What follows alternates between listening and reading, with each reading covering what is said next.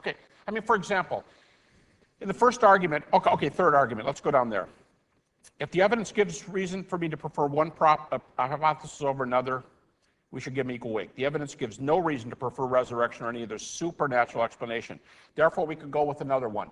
I'm saying, to go to number 3, I'm saying if you have a case of groups who say, I've seen something, and you say, as in number 3, therefore, we could have a case of hallucination.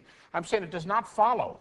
It does not follow that just to say hallucination, one hallucination is not going to do it. So now if you want to say hallucination, hallucination, hallucination, hallucination, I'm saying overall it's going to break down with empirical, if you come back against this with empirical evidence. That's the point I was getting at number 3. Maybe I'm not being clear. I don't know. Okay, and you're right to reply. Thanks very much. I couldn't discern an answer to the question in that response.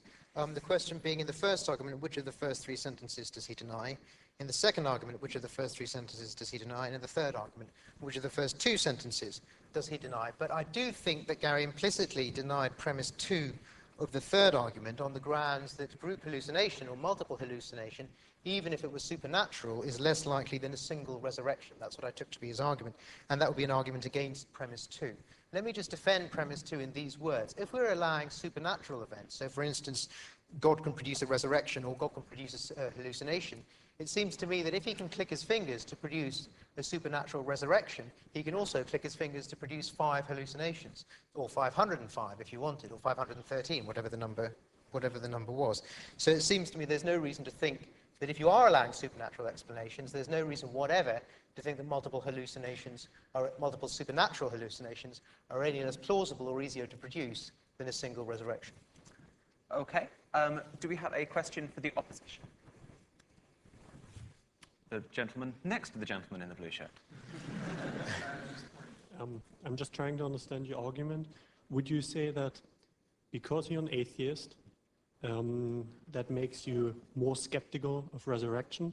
Or would you say that you, in the beginning, you don't believe in resurrection, and because that's the essence of Christianity, that makes you an atheist? What's your starting point?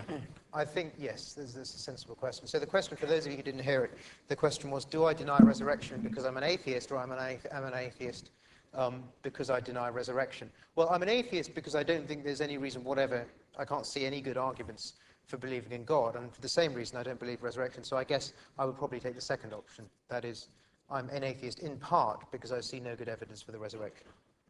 Reply? Well, I can't reply on his autobiography, but I would think, and we chatted today, and I have no reason to, I'm serious, I have no reason to question anything he's saying by way of his autobiographical comments.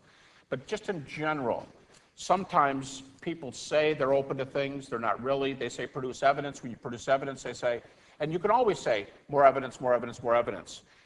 Real briefly, on the third argument, second premise, I was not arguing for supernatural hallucinations. Now, if you want to introduce that into it, God can give supernatural hallucinations 513 or whatever. Yes, he can. Of course, if God gave a supernatural hallucination, I guess we'd have a God. So I guess we'd have an issue here. But all I was saying was it could be that one appearance is more likely than several natural group hallucinations. We don't know them. Other than that, I want you folks to know this guy is a nice fella. I really would like to be over here and we could talk and push each other and 24/7. I don't question him personally.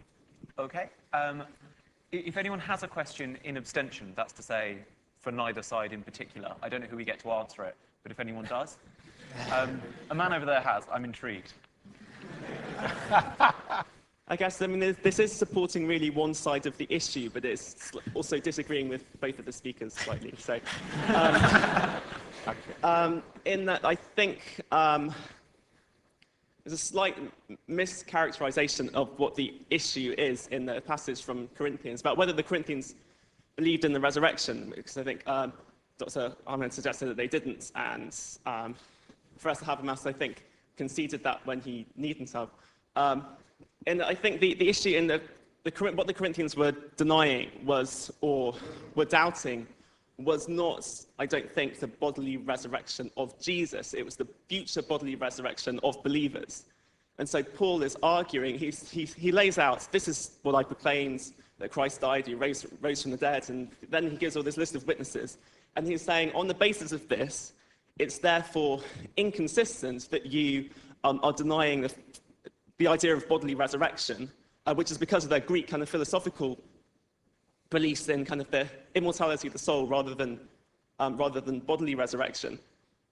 So I think, yes, I mean, this passage is talking about the resurrection, but I think Paul he's arguing from their belief in the resurrection of Jesus as a way of saying, therefore, you should get the rest of your kind of belief system in line with that in a way which is consistent with that.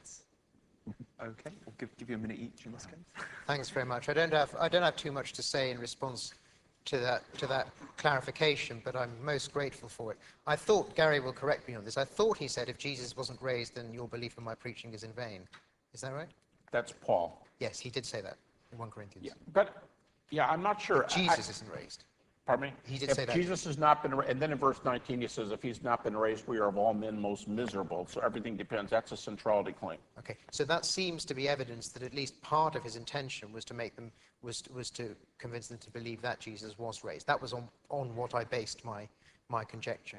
Yeah, but no, I think he's raising a really good point here. And now on his behalf, you want me to argue for him for a minute?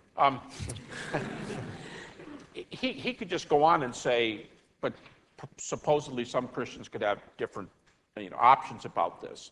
But I do, on resurrection. But I do want to say this: in the Corinthian account, if that was his objection, if that's what you're after, if his objection is you have some early believers in Corinth who deny the resurrection, if that was it, that definitely is a good point. They didn't deny resurrection.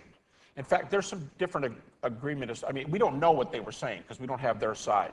But it seems that they were trying to say Jesus has been raised, but he's perhaps been raised in a little more Platonic, less bodily sense. But he's definitely been raised. Yeah, I don't think anybody thinks the Corinthians didn't believe in resurrection. So if that's the point, you'd have to look pretty hard to find cases of Christians in the first 20 years who didn't believe in resurrection. I think that's critical. Okay, we're getting on in terms of time now, so questions could be kept brief. Anyone for the proposition? Yeah, a gentleman towards the back there. Yeah, my question is, when we look at the history of the resurrection 2,000 years ago, certainly this is something that's been removed from our time today to look at observably in a laboratory or in a scientific investigation. So my question would be, how is it possible that if 2,000 years ago, if Jesus Christ did not rise again in bodily form, how can we explain that the resurrection could have even been carried on throughout history, when you consider the fact that this should have been the easiest event to disprove in the history of the world, because Saul of Tarsus was taught by Gamaliel, and he converted. You have all of the Roman leaders, when we talk about Pontius Pilate, the governor of Judea, when we talk about Herod Antipas, when we talk about these different people, and the fact that Christianity spread from Jerusalem to Judea, Samaria, and the uttermost parts of the earth.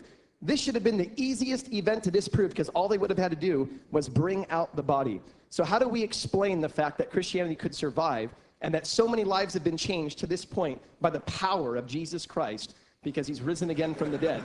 And I would like to ask how that could be proven. Okay, I believe that was in fact a question to the opposition. Just an inkling. In which case we'll let Dr. Ahmed answer this one and then go for another one really for proposition. Thank you very much. I think there's 3 points I'd like to make in response to that question. The first point is that because a religion has many adherents and spreads quickly, there's no reason for thinking its premises are true. Indeed, that's most unlikely because there are many religions. Islam spread even quicker than Christianity, and there are many religions who have almost as many adherents as Christianity today and have spread just as quickly, and of course you presumably would hold their tenets to be false. The second point is that after 3 days in Judea, I'd have thought a body would have decomposed so much as to be unrecognizable, and therefore it's not entirely clear to me how the Romans would have, even if they'd wanted to, how they would have managed to disprove the resurrection.